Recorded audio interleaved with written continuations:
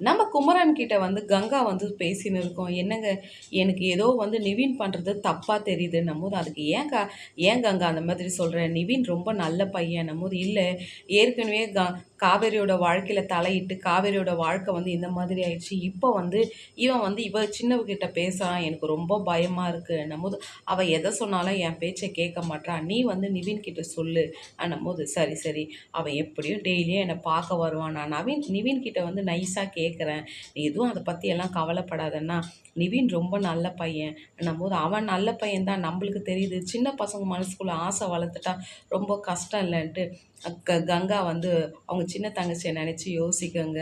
அதுக்கு சொல்லுவார், விடு கங்கா, நான் இருக்கும்போது எல்லாமே நான் பார்த்துக்கிறேன் நிவின் வந்து சொல்லுவார். இங்கே வந்து கடைக்கு வந்து நிவின் வருவார். என்ன நிவினை ரொம்ப ஹாப்பியாக இருக்கிறன்னும் போது, ஆமாண்ணா நம்ம ராகினியோட கல்யாணம் நின்றுச்சுல்ல, அதால் நான் ரொம்ப சந்தோஷமாக இருக்கிறேன்ட்டு நிவின் வந்து குமரன் கிட்ட வந்து சொல்லின்னு இருக்கிறாருங்க. லைக் பண்ணுங்கள், கமெண்ட் பண்ணுங்கள் ஃப்ரெண்ட்ஸ்.